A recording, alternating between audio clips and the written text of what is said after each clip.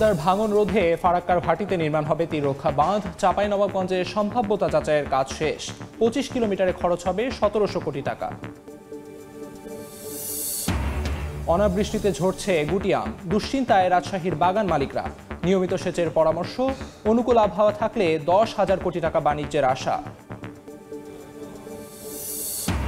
20টি খাদ্য গুদাম ফাঁকা থাকলেও নওগাঁয় নতুন সাইলো নির্মাণ প্রকল্প। সরকার পতনের পর গা ঢাকা দেয় ঠিকাদার। সাবেক মন্ত্রীর বিরুদ্ধে অর্থ লোপাটের চেষ্টার অভিযোগ। এবং নববর্ষ বরণে রাজশাহীতে চলছে শেষ মুহূর্তের প্রস্তুতি। আয়োজনের কেন্দ্রে বিশ্ববিদ্যালয় চারুকলা। ঐতিহ্যবাহী শখের হাড়ি তৈরিতে ব্যস্ত মৃৎশিল্পীরা।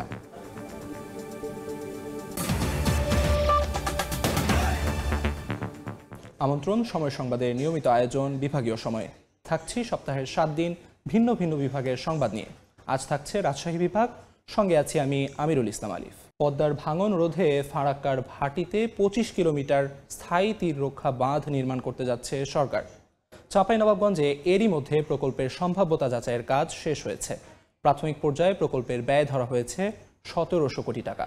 তবে আগামী বর্ষার আগেই বাঁধের কাজ শুরু করার আহ্বান এলাকাবাসীর। জাহাঙ্গীর আলমের পাঠানো তথ্য ও ছবি নিয়ে রিপোর্ট। এক সময়ের খরস্রোতা পদ্মার বুকে এখন শুধুই চর। উজানের ফারাক্কা বাঁধের কারণে নেই পানি প্রবাহ, অথচ প্রতি বর্ষায় ফারাক্কার সব গেট ভারত খুলে দিলে চাঁপাইনবাবগঞ্জ সহ পদ্মা তীরের জেলাগুলোতে বন্যার সঙ্গে শুরু হয় ভাঙন। পদ্মার ভাঙনে প্রতি বছর চাঁপাইনবাবগঞ্জে নদীগর্ভে চলে যায় অসংখ্য বসতবাড়ি ও ফসলি জমি। টেকসই বেড়িবাঁধ নির্মাণ করে ভাঙন রোধে ব্যবস্থা নেওয়ার দাবি দীর্ঘদিনের। বসতবাড়ি এবং কৃষি জমিগুলা বিলীন হয়ে যাচ্ছে। নদী ভাঙন এলাকাতে আমাদের কোনো জমি জমা নাই, যেটুকু সব বালুতে বিলীন হয়ে গেছে। 10 কাঠা 5 কাঠা 1 বিঘা 2 বিঘা যার ছিল সব কেটে গেছে। আমাদের পাকা ইউনিয়নটা পুরো নদীর মধ্যে চলে গেছে। কিছু নাই, আমাদের এখন অসহায়, আমাদের এখন বাড়ি ঘরের সমস্যা। বহুদিন ধরে দেখছি কইছে হয়তো এই নদী বাঁধাবো, এই কান্ধা বাঁধাবো, কিন্তু কেউ বাঁধাইছে না। দয়া করে পারে এটা যদি বাঁধিয়ে দেয় তাহলে খুবই যেন ভালো হয় গরিবদের জন্য। পদ্মার ভাঙন ঠেকাতে চাঁপাইনবাবগঞ্জে স্থায়ী বাঁধ নির্মাণ করছে সরকার। সম্প্রতি সদর ও শিবগঞ্জ উপজেলার নদী তীর পরিদর্শন করে সংশ্লিষ্টরা জানান 25 কিলোমিটার বাঁধ নির্মাণ হবে উভয় তীরে। প্রকল্পের ডিপিপি বর্তমানে মন্ত্রণালয়ে অনুমোদনের অপেক্ষায় আছে। আমরা আশা করছি নেক্সট বর্ষার আগেই যে বাকি যে ধাপগুলো আছে সেই ধাপগুলো আমরা খুব দ্রুততার সাথে সম্পন্ন করতে পারবো। আর এই প্রকল্প অনুমোদন হলে পরে এই এলাকার লোকজন স্থায়ীভাবে নদী ভাঙন থেকে রক্ষা পাবে। প্রাথমিক পর্যায়ে আছে আমাদের প্রকল্পটা, এটা মন্ত্রণালয়ে জমা হয়েছে, তো এরপরে হয়তো প্ল্যানিং কমিশনে গেলে তারপরে সেখান থেকে অনুমোদিত হলে হয়তো সেটা হবে। পানি উন্নয়ন বোর্ডের তথ্য মতে নতুন বাঁধ নির্মাণে ব্যয় ধরা হয়েছে 1700 কোটি টাকা। সময় সংবাদ, চাঁপাইনবাবগঞ্জ। রাজশাহী অঞ্চলের আমের বাগানে পর্যাপ্ত মুকুল এলেও দেখা নেই বৃষ্টির। অনাবৃষ্টিতে গুটি ঝরে পড়ায় বাগান মালিকের কপালে চিন্তার ভাঁজ। এমন পরিস্থিতিতে বাগানে নিয়মিত সেচ দেওয়ার পরামর্শ ফল গবেষকদের। তবে ব্যবসায়ী নেতারা বলছেন, আবহাওয়া অনুকূলে থাকলে বছর 10,000 কোটি টাকার আমের বাণিজ্য হবে। সাইফুর রহমান রকির রিপোর্ট। নওগাঁর বিভিন্ন উপজেলায় বাণিজ্যিকভাবে গড়ে তোলা হয়েছে বাড়ি, আম্রপালি, গোপালভোগ, ল্যাংড়া ও ফজলি জাতের আমের বাগান। মাসখানেক আগেও সোনারাঙা মুকুলের মৌমৌ গন্ধে ভরে উঠেছিল বাগানগুলো। বর্তমানে বাগানগুলোতে থোকায় থোকায় ঝোলা গুটি আম মাসখানেকের মধ্যেই পরিপক্ক হবে। একই অবস্থা চাঁপাইনবাবগঞ্জ ও রাজশাহী জেলার আম বাগানগুলোর। বাগান পরিচর্যায় এখন ব্যস্ত সময় পার করছেন মালিকরা। তবে খরার কারণে কিছু আমের গুটি ঝরে পড়ায় আশানুরূপ ফলন নিয়ে চিন্তিত তারা। তাপমাত্রা বেশি এবং বৃষ্টি নাই আকাশে, এই জন্য আপনার অনেক মুকুল নষ্ট হয়ে গেছে। কলি আমগুলি থাকে বা ঝড়ে পড়ে যায় বা নষ্ট হয়ে যায়, সেই আমগুলি হয়তো কেউ কিনতেও চায় না। বাগানে পোকার আক্রমণ দেখা দিলে কীটনাশক প্রয়োগের পাশাপাশি আম ঝরে পড়া রোধে নিয়মিত সেচ দেওয়ার পরামর্শ ফল গবেষকদের। যতটুকু পারা যায় সেচ দেওয়ার ব্যবস্থা করতে হবে। এই সময় যদি কোনো পোকার আক্রমণ হতে পারে তাহলে সেক্ষেত্রে ক্লোরোপাইরিফস গ্রুপের কীটনাশক প্রতি লিটার পানিতে 2 মিলি হারে স্প্রে করতে হবে। যেখানে পানি সেচ দেওয়ার সুব্যবস্থা নাই, সেক্ষেত্রে আপনারা বিকেলবেলা গাছে যদি পানি স্প্রে করেন তাহলে কিন্তু এই ফল ঝরা পরিমাণ অনেকটা কমে যাবে। কৃষি বিভাগের তথ্য মতে এবছর নওগাঁয় 4,30,000 মেট্রিক টন, চাঁপাইনবাবগঞ্জে 3,86,000 মেট্রিক টন এবং রাজশাহীতে 2,60,000 মেট্রিক টন আম উৎপাদনের লক্ষ্যমাত্রা নির্ধারণ করা হয়েছে। সাইফুর রহমান রকি, সময় সংবাদ, রাজশাহী। এ নিয়ে আরও তথ্য জানাতে এই মুহূর্তে নওগাঁর বাইপাস এলাকায় আছেন সহকর্মী এমআর রকি। এছাড়াও এই বিষয়ে আলোচনা করতে রাজশাহীতে আছেন সাইফুর রহমান রকি। তার সঙ্গে যুক্ত হবেন রাজশাহী ফল গবেষণা কেন্দ্রের ঊর্ধ্বতন বৈজ্ঞানিক কর্মকর্তা ডক্টর হাসান ওয়ালিউল্লাহ। শুরুতেই যাচ্ছি এমআর রকির কাছে। এবার বরেন্দ্র অঞ্চলে আমের যে মুকুলের সমারোহ তা কিন্তু বিগত বছরগুলোর চেয়ে অন্তত 15 দিন আগে এই মুকুলের সমারোহ ছিল এবং ফেব্রুয়ারির প্রথম থেকে এই মুকুলের সমারোহ এই এলাকার আম চাষিদের বেশ উজ্জীবিত করেছিল। অর্থাৎ মুকুল কিন্তু একেবারে সমারোহটা বিগত বছর চেয়ে অনেক বেশি মুকুল এখানে গাছে গাছে লক্ষ্য করছিলাম এবং সেই সাথে এখানকে বাগান মালিকরা একটা বড় ধরনের স্বপ্ন তারা বুনছিলেন এবং সেই স্বপ্নের দিক থেকে নিবিড় পরিচর্যা ছিল এবং ধাপে ধাপে আমগুলোকে বড় করার তাদের একটা চেষ্টার মধ্য দিয়ে তারা কিন্তু একটা স্বপ্ন লালিত করছিলেন। তবে শেষ সময় বিশেষ করে ফেব্রুয়ারির শেষে এসে তীব্র যে দাবদাহ, মার্চের প্রথম থেকে এবার কিন্তু এক ধরনের খরার বা প্রকট রোদের তাপ ছিল এবং এই তাপের কারণে গুটি আমগুলো আস্তে আস্তে কিন্তু ঝরে পড়ার একটা প্রবণতা দেখা যাচ্ছিল এবং গাছ থেকে ব্যাপক পরিসরে আম ঝরে পড়ছিল।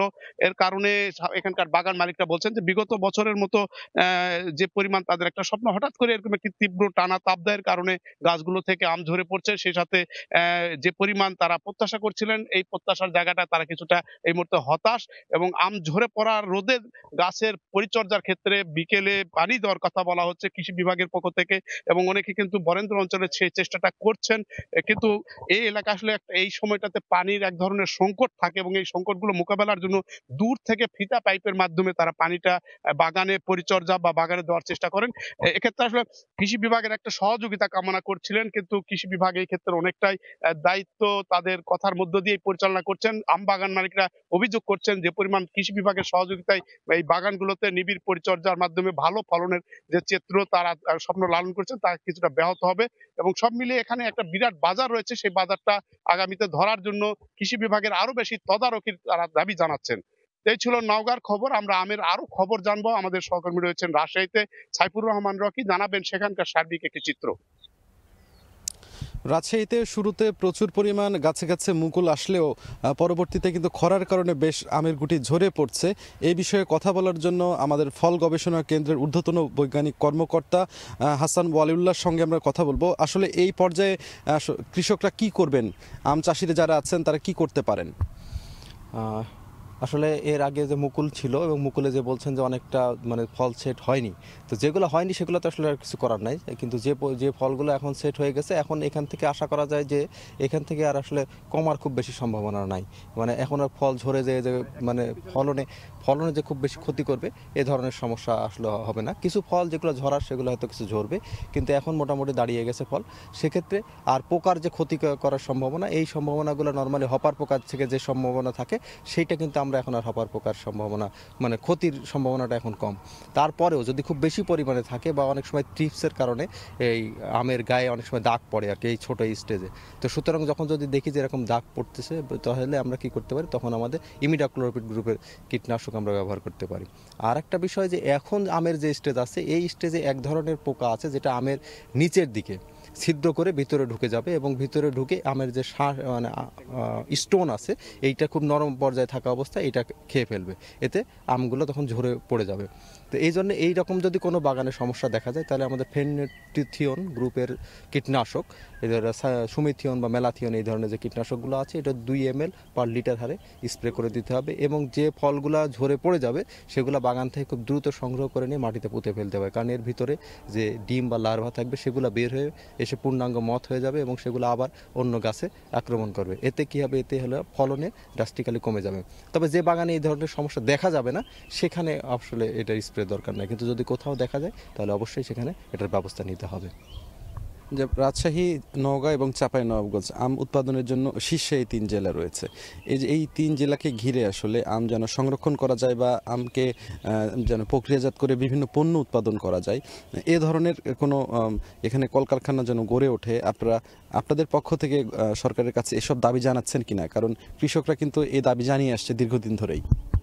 ঠিকই আছে, কৃষকরা এই ধরনের দাবি জানিয়ে আসছে এবং আমাদের সাথে যখন বিভিন্ন ওয়ার্কশপ বা সিম্পোজিয়াম এই ধরনের প্রোগ্রামগুলো হয় সরকারের বিভিন্ন অথরিটির সাথে, আমরা কৃষকদের সাথে সাথে আমরাও এই ধরনের মানে দাবিগুলো তাদের কাছে উত্থাপন করি। আসলে দাবি মানে কি সুপারিশ আকারে, আমরা আসলে দাবি করতে পারবো না, সুপারিশ আকারে উত্থাপন করি যে এই ধরনের যদি এই কোনো একটা ইন্ডাস্ট্রিয়াল পারপাসে বা প্রিজার্ভেশনের জন্য যদি কোনো সুন্দর ব্যবস্থাপনা করা যায়, যাতে কি হবে আমাদের এই সিজনে যে প্রচুর পরিমাণে আম উৎপাদন হয় এবং এই আমগুলো যেহেতু আমরা কনজিউমার পর্যায়ে সকল আম তো পৌঁছাইতে পারি না, তো অনেকটা নষ্ট হয়, এইগুলাকে আমরা যাতে বাজারজাতকরণ পরবর্তীতে করতে পারি। সেটা হতে পারে আম সংরক্ষণ করে কোনো একটা হিমাগারের মাধ্যমে, অথবা আম উৎপাদিত আম থেকে কোনো পণ্য তৈরি করে, অর্থাৎ আচার বা চাটনি বা অন্য আমসত্ত্ব, এই যে প্রক্রিয়াগুলো, এই প্রক্রিয়াজাতের যদি কোম্পানিগুলো, এবং এই জন্য আমরা একদিকে যেমন সরকারকে আমরা আহ্বান জানাচ্ছি যে এই ধরনের কোনো কাজ করা যায় কিনা, আবার আমরা কৃষক পর্যায়ে যারা আছে তাদেরকেও আমরা এন্টারপ্রেনার হিসাবে গড়ে ওঠার জন্য আমরা তাদেরকেও উদ্বুদ্ধ করছি যে এই ধরনের কাজে যদি কেউ আগায় আসে, কারণ এতে বাজার মূল্য তারা পাচ্ছে এবং এতে আমাদেরও কিছু আমাদের যে গবেষণার কিছু উইং আছে, যেমন পোস্ট হারভেস্ট টেকনোলজি, বাংলাদেশ কৃষি গবেষণা ইনস্টিটিউট, তারা বিভিন্ন সময় বিভিন্ন ট্রেনিং দিয়ে থাকে মানে কৃষকদের মধ্যে যে এইগুলো থেকে কিভাবে আমরা ভালোভাবে আচার তৈরি করতে পারি বা সেগুলো কিভাবে প্রিজার্ভ করতে পারি। এইভাবে ধন্যবাদ আপনাকে। হাসান ওয়ালিউল্লাহ, ফল গবেষণা কেন্দ্রের ঊর্ধ্বতন বৈজ্ঞানিক কর্মকর্তা আমাদের সঙ্গে যুক্ত ছিলেন। তিনি জানাচ্ছিলেন যে আসলে কিভাবে এই সংকটগুলো থেকে দূর হওয়া যায়, নিয়মিত সেচ দেওয়ার পাশাপাশি নানা পরামর্শ তিনি দিচ্ছিলেন। এই ছিল আমার কাছে রাজশাহী থেকে সর্বশেষ। রাজশাহী বিভাগের আমবাগানের নানা তথ্য জানাচ্ছিলেন সহকর্মী এমআর রকি এবং সাইফুর রহমান রকি। নববর্ষকে বরণ করতে রাজশাহী জুড়ে সাজ রব। জেলার ঐতিহ্যবাহী শখের হাড়ি উৎপাদনে ব্যস্ত মৃৎশিল্পীরা। এদিকে বর্ষবরণের প্রস্তুতিতে জেলা জুড়ে আয়োজন থাকলেও কেন্দ্রবিন্দু রাজশাহী বিশ্ববিদ্যালয়। প্রস্তুতিতে ব্যস্ত চারুকলা। উৎসব জুড়ে গ্রামীণ জীবন, আবহমান বাংলার নানা দিক তুলে ধরার প্রয়াস আয়োজকদের। হাবিবুর রহমান পাপ্পুর ছবিতে মওদুদ রানার রিপোর্ট। বাঙালি মানুষের হারিয়ে যাওয়া এক ইতিহাসের স্মারক শখের হাড়ি, ক্ষেত্র বিশেষে উৎসবের ধারক। তাই দিনরাত সমানতালে মৃৎশিল্পীদের ব্যস্ততা। মাটির হাড়িতে দেয়া হচ্ছে রং তুলির আঁচড়। বাংলার নববর্ষ ঘিরে প্রাণের উৎসবকে আরো রঙিন করতে রাজশাহীর পবা উপজেলার বসন্তপুরে তৈরি মাটির হাড়ি নেওয়া হচ্ছে বৈশাখী মেলায়। এর আগে 2-3বার করোনা গেল, 2বার রমজান গেল, এই জন্য বার খেয়ে গেছিল। এবার দেখা যাচ্ছে আবার সেই ইয়েটা ফিরে আসছে। সংস্কৃতির নানা অনুষঙ্গ ও ছাত্র জনতার অভ্যুত্থানকে গুরুত্ব দিয়ে মঙ্গল শোভাযাত্রার প্রস্তুতি উত্তরের এ জনপদে। শোভাযাত্রার থিম লাঙল, কৃষির অপরিহার্য অনুষঙ্গ, বই ও কলম শিক্ষার্থীদের মূল মন্ত্র। এগুলোকেই মার্কসে নতুন আঙ্গিকে আমরা উপস্থাপন করতে চাচ্ছি। প্যালেস্টাইনে যে একটা হৃদয় বিদারক কাহিনী হচ্ছে, গাজাকে উপস্থাপন করব। নারী ও শিশু হত্যা, নির্যাতন চলছে, সেই আলোকে যে বর্ণিল আয়োজন সেটা কিছুটা বিবর্ণ হবে। স্থানীয় পুলিশ প্রশাসন, র্যাব, বিজিবি সবাই মিলে আমরা সর্বোচ্চ চেষ্টা করছি তাদেরকে নিরাপত্তা নিশ্চিত করার জন্য। পহেলা বৈশাখের র্যালি ও শোভাযাত্রা ঘিরে সতর্ক অবস্থানে আইনশৃঙ্খলা বাহিনী। মওদুদ রানা, সময় সংবাদ, রাজশাহী। নওগাঁর 20টি খাদ্য গুদাম বছরের বেশিরভাগ সময় ফাঁকা থাকে। এরপরও নতুন সাইলো নির্মাণ প্রকল্প হাতে নেওয়া হয়। আওয়ামী লীগ সরকার পতনের পর গা ঢাকা দেয় ঠিকাদারও। তবে এর আগে উত্তোলন করা হয় প্রকল্পের অর্ধেক টাকা। এমন অপ্রয়োজনীয় প্রকল্প সাবেক খাদ্যমন্ত্রীর অর্থ লোপাটের চেষ্টা বলে মনে করেন সংশ্লিষ্টরা। রকিবুল ইসলামের ছবিতে এমআর রকির রিপোর্ট। নওগাঁর ভীমপুর মাঠ, সবুজ ধানের জমির মাঝে 45 বিঘা মাটি ভরাট করে রাখা। এখানে ধান চাল মজুত করার জন্য সাইলো নির্মাণের প্রকল্প হাতে নিয়েছিল সাবেক খাদ্যমন্ত্রী সাধন চন্দ্র মজুমদার। 2022 সালের শেষ দিকে প্রকল্পের জন্য মহাদেবপুর উপজেলার ভীমপুরে 45 বিঘা জমি অধিগ্রহণ করা হয়। এরপর ধীর গতিতে মাটি ফেলা শুরু করে ঠিকাদারি প্রতিষ্ঠান। 2024 সালের 5 আগস্ট আওয়ামী লীগ সরকার পতন হলে গা ঢাকা দেয় ঠিকাদারি প্রতিষ্ঠানও। খাদ্য বিভাগের তথ্যমতে এরই মধ্যে শুধু মাটি ভরাট বাবদ 5,87,00,000 টাকা উত্তোলন করেছে ঠিকাদার। এদিকে জায়গাটি এখন এলাকার গলার কাটা। সাইলো নির্মাণ না করা হলেও অন্য যে কোনো উন্নয়ন কাজে জায়গাটি ব্যবহারের দাবি তাদের। অতীতে মনে করেন যে এটা মাঠ ছিল, এখানে অনেক ধানের ফসল হইতো। যদি এখানে খাদ্য গুদাম নির্মিত হয় তাহলে হচ্ছে আমাদের জেলার কৃষক এবং ব্যবসায়ীরা অনেক উপকৃত হবে। যদি সরকার সেটাও না করে তাহলে অল্টারনেটিভ যে কোনো একটি ভালো প্রতিষ্ঠান এখানে গড়ে উঠুক। খাদ্য বিভাগের তথ্যমতে নওগাঁর 20টি খাদ্য গুদাম বছরে বেশিরভাগ সময় ফাঁকা থাকে। এমন পরিস্থিতিতে আরেকটি সাইলো নির্মাণ প্রকল্প সাবেক মন্ত্রীর অর্থ লোপাটের চেষ্টা বলে মনে করেন কৃষক নেতারা। এখানে যে প্রক্রিয়ার মধ্যে সাইলো নির্মাণ করছে এটা একটা রাষ্ট্রীয় যে কোষাগারের যে দুর্নীতি অনিয়ম সেটা হয়েছে। আমি মনে করি যে এই দুর্নীতি অনিয়ম যারা করেছে তাদেরকে দৃষ্টান্তমূলক শাস্তি দেওয়া দরকার। শূন্যস্থানগুলো কি কাজে ব্যবহার করা যেতে পারে এই বিষয়ে আমরা আঞ্চলিক খাদ্য মন্ত্রক মহোদয়ের সাথে আলাপ করেছি। আশা করছি তার কাছ থেকে একটা পরামর্শ পেলে আমরা এই বিষয়ে একটা ব্যবস্থা গ্রহণ করব। ভীমপুর সাইলো নির্মাণে ভূমি অধিগ্রহণে ব্যয় ধরা হয় 10,56,51,000 টাকা। এমআর রকি, সময় সংবাদ, নওগাঁ। তাপমাত্রা বাড়ায় নওগাঁর হাসপাতালগুলোতে বাড়ছে রোগীর চাপ। প্রতিদিন আউটডোরে চিকিৎসা নিচ্ছেন 2200 থেকে 2500 রোগী। গত 24 ঘন্টায় সাধারণ ওয়ার্ডে ভর্তি রোগীর সংখ্যা 235 জন। এছাড়া 17 শয্যার বিপরীতে চিকিৎসা নিচ্ছে 62 শিশু। এমআর রকির রিপোর্ট, ছবি তুলেছেন রকিবুল ইসলাম। রোগীর চাপে হিমশিম অবস্থা, শয্যা না থাকায় মেঝেতে চলছে চিকিৎসা। এ চিত্র নওগাঁ সদর হাসপাতালের। প্রকৃতিতে বাজছে চৈত্রের বিদায়ী ঘণ্টা। তাপমাত্রার সঙ্গে পাল্লা দিয়ে বেড়েছে জ্বর, সর্দি, ডায়রিয়া ও নিউমোনিয়া সহ নানা রোগের প্রকোপ। জেলা সদর হাসপাতালে 17 শয্যার বিপরীতে 62 জন শিশু ভর্তি রয়েছে। অন্যদিকে একদিনে সাধারণ ওয়ার্ডে ভর্তি রোগীর সংখ্যা 235 জন। বেড পায়নি, বাচ্চা নিয়ে অনেক কষ্ট হচ্ছে। ধুলা এমনিতে বাচ্চা শ্বাসকষ্ট, শ্বাস প্রশ্বাস আর ধুলা বালি যাচ্ছে। বাচ্চা ভূমি করতে নিশ্চিত হয়ে যাচ্ছে, জ্ঞান হারিয়ে যাচ্ছে বাচ্চা। যেভাবে মানুষগুলো ইমার্জেন্সি ভাবে আসতেছে তাদের পর্যাপ্ত পরিমাণ বেড নেই। রোগীর চাপে চিকিৎসা দিতে হিমশিম অবস্থা ডাক্তার ও নার্সদের। হসপিটালে রুগী বাড়ছে, তো অতখানি ভীত হওয়ার মতো রুগী আসে নাই। আজকে আমার হসপিটালের সমস্ত ডায়রিয়া রুগী টোটাল 38টা। হাসপাতাল কর্তৃপক্ষ জানায় আবহাওয়ার তারতম্যের কারণে প্রতিদিন আউটডোরে 2200 থেকে 2500 রোগী চিকিৎসা নিচ্ছেন। এমআর রকি, সময় সংবাদ, নওগাঁ। ভূমি অধিগ্রহণ জটিলতায় দীর্ঘ 4 বছর আটকে আছে সিরাজগঞ্জের ফুলজোর নদীর ওপর নির্মিত সেতুর সংযোগ সড়কের কাজ। এতে পণ্য পরিবহন সহ নানা কাজে দুর্ভোগে 10 গ্রামের মানুষ। সংশ্লিষ্টরা বলছেন শিগগিরই শুরু করা হবে সেতুর সংযোগ সড়কের কাজ। রিঙ্কু কুণ্ডুর রিপোর্ট, ছবি তুলেছেন অমৃত সেন। সেতুর সংযোগ সড়ক না থাকায় গাড়ি থেকে নেমে যাত্রীরা ঠেলে নিয়ে যাচ্ছেন ভ্যান। শুষ্ক মৌসুমে বালু আর বর্ষায় কাদা ঠেলে 4 বছর ধরে এভাবে যাতায়াত করছেন দুই পারের মানুষ। সিরাজগঞ্জের উল্লাপাড়ার সরাতল গ্রামের সঙ্গে অলিপুর সহ 10টি গ্রামের যোগাযোগ সহজ করতে 2020 সালে ফুলজোর নদীর উপর একটি সেতু নির্মাণ করা হয়। কিন্তু ভূমি অধিগ্রহণ জটিলতায় দীর্ঘদিন পেরিয়ে গেলেও হয়নি সংযোগ সড়ক। এতে পণ্য পরিবহন সহ নানা কাজে দুর্ভোগ পোহাতে হচ্ছে দুপারের মানুষদের। সমস্যা সমাধানে দ্রুত সংযোগ সড়ক নির্মাণের দাবি স্থানীয়দের। সংযোগ সড়ক না থাকার কারণে আমাদের এই খুবই দুর্ভোগ পোহাতে হচ্ছে। ব্রিজটা এখন আমাদের গলার কাটার মতন হয়ে গেছে। রোগীবাহী গাড়ি এবং যানবাহন চলাচল করতে পারে না এবং শিক্ষা প্রতিষ্ঠান যাওয়ার ক্ষেত্রে ছেলেমেয়েরা অনেক অসুবিধায় ভোগাতে হয়। যাতায়াত করার মতো পরিস্থিতি হয় নাই, দুই পাশে রাস্তাগুলো হয় নাই। এটা নিরামত হলে আমাদের একটু ভালো হবে। আমাদের ক্ষতিগ্রস্ত টাকাগুলো বুঝে দিয়ে অতি দ্রুত এই দুই পারের রাস্তা অ্যাপ্রোচ করে দিলে আমাদের এলাকাবাসী সবার জন্য সুবিধার। স্থানীয় সরকার প্রকৌশল অধিদপ্তর বলছে অর্থ ছাড়ের জন্য মন্ত্রণালয়ে আবেদন পাঠানো হয়েছে। দ্রুতই শুরু করা হবে সংযোগ সড়কের কাজ। ল্যান্ড নেগোসিয়েশনের যে প্রাক্কলনটা কমপ্লিট হয়েছে আমরা হাতে পেয়েছি, হাতে পেয়ে আমরা পিডি মহোদয় বরাবর পাঠাইছি টাকা ছাড়ের জন্য। উনি মিনিস্ট্রিতে পাঠিয়েছে, টাকাটা ছাড় হলেই আমরা টাকা ডিসি মহোদয় বরাবর ট্রান্সফার করে দেব এবং উনি 8 ধারা জারি করে আমাদের জায়গাটা বুঝিয়ে দেব। আর জায়গাটা বুঝে পেলে আমাদের এখন সবকিছু প্রস্তুতি ঠিক আছে, আমরা অ্যাপ্রোচটা শেষ করে ফেলতে পারব। জেলার ফুলজোর নদীর ওপর 54 মিটার দৈর্ঘ্যের সেতুটি নির্মাণে ব্যয় ধরা হয়েছে প্রায় 2,63,00,000 টাকা। রিঙ্কু কুণ্ডু, সময় সংবাদ, সিরাজগঞ্জ। কোনো কাজেই আসছে না কোটি টাকা ব্যয়ে নির্মিত বগুড়ার 6টি শিশু পার্ক। বন্ধ থাকে দিনের বেশিরভাগ সময়। দীর্ঘদিন সংস্কার না করায় ভেঙে গেছে বেশিরভাগ রাইড। পার্কগুলো সচল করতে নতুন প্রকল্প হাতে নেওয়া হবে বলে জানিয়েছে পৌর কর্তৃপক্ষ। শাহাদুল ইসলামের ক্যামেরায় আব্দুল আওয়ালের রিপোর্ট। শিশু পার্কে রাখা আছে সারি সারি ময়লার ভ্যান। শিশুদের খেলার বেশিরভাগ খেলার রাইড ভেঙে পড়ে আছে। বগুড়া পৌরসভার 6টি শিশু পার্কেরই এমন বেহাল দশা।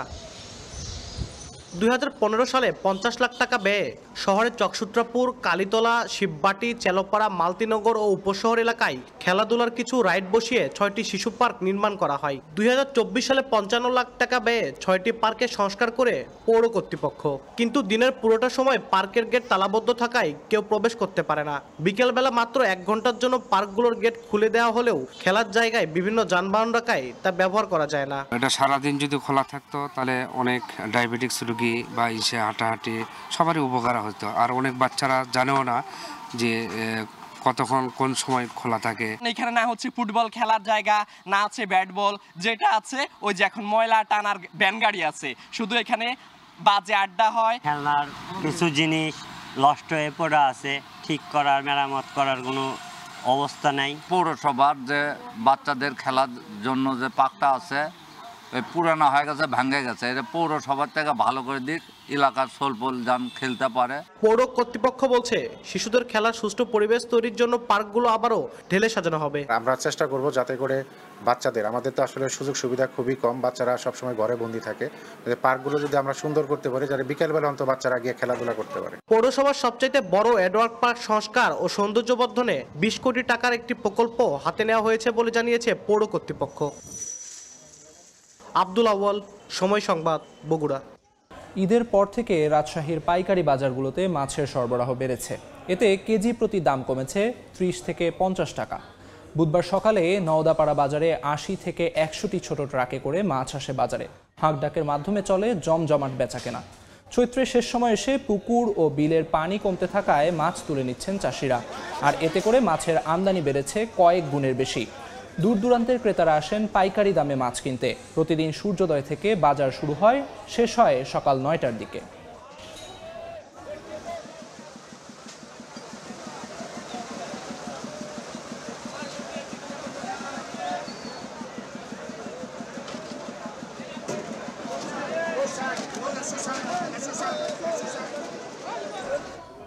পাবনায় সড়কের পাশ থেকে এক ব্যবসায়ীর গলা কাটা লাশ উদ্ধার করা হয়েছে। স্বজনরা জানায়, মঙ্গলবার বিকেলে সাঁথিয়া উপজেলার পাথাইল এলাকায় কাঠের ব্যবসার কথা বলে বাড়ি থেকে বের হন জাহিদুল মোল্লা। গভীর রাত পর্যন্ত বাড়ি না ফেরায় পরিবারের সদস্যরা খোঁজাখুঁজি শুরু করেন। বুধবার সকালে ডেমরা আতাইকুলার সড়কের পাশে তার গলা কাটা লাশ দেখতে পায় স্থানীয়রা। খবর পেয়ে পুলিশ মরদেহটি উদ্ধার করে।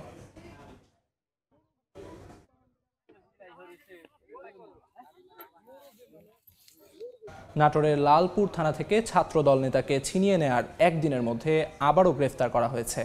দুপুরে পাবনার ঈশ্বরদী থেকে তাকে গ্রেফতার করে নাটোর জেলা পুলিশ। মঙ্গলবার দুপুরে লালপুর থানা থেকে জেলা ছাত্রদলের যুগ্ম সাধারণ সম্পাদক রুবেল উদ্দিনকে থানা থেকে ছিনিয়ে নিয়ে যায় তার সমর্থকরা। এই ঘটনায় ভিডিও ফুটেজ দেখে ওই রাতে 35 জনের নাম উল্লেখ সহ অজ্ঞাত আরও কয়েকজনের বিরুদ্ধে মামলা করা হয়। এ ঘটনায় এখন পর্যন্ত 4 জনকে গ্রেফতার করা হয়েছে। অভিযুক্ত রুবেলের বিরুদ্ধে গত বছর 16 ডিসেম্বর বাগাতিপাড়া উপজেলায় এক বিএনপি নেতার বাড়িতে গুলি ও হামলার ঘটনায় মামলা আছে।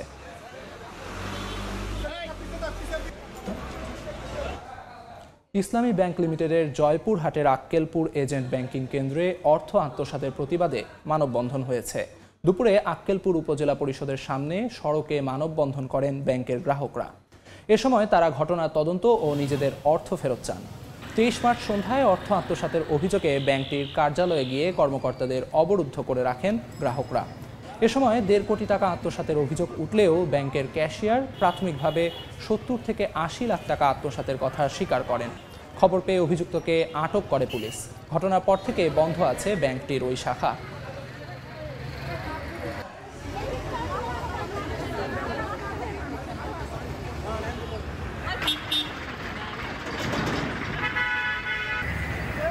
বিভাগীয় সময়ের শীর্ষ সংবাদগুলো জানিয়ে দিচ্ছে আরেকবার। পদ্মার ভাঙন রোধে ফারাক্কার ভাটিতে নির্মাণ হবে তীর রক্ষা বাঁধ। চাঁপাইনবাবগঞ্জে সম্ভাব্যতা যাচাইয়ের কাজ শেষ। 25 কিলোমিটারে খরচ হবে 1700 কোটি টাকা। অনাবৃষ্টিতে ঝরছে গুটি আম, দুশ্চিন্তায় রাজশাহীর বাগান মালিকরা। নিয়মিত সেচের পরামর্শ, অনুকূল আবহাওয়া থাকলে 10,000 কোটি টাকার বাণিজ্যের আশা। 20টি খাদ্য গুদাম ফাঁকা থাকলেও নওগাঁয় নতুন সাইলো নির্মাণ প্রকল্প। সরকার পতনের পর গা ঢাকা দেয় ঠিকাদার। সাবেক মন্ত্রীর বিরুদ্ধে অর্থ লোপাটের চেষ্টার অভিযোগ।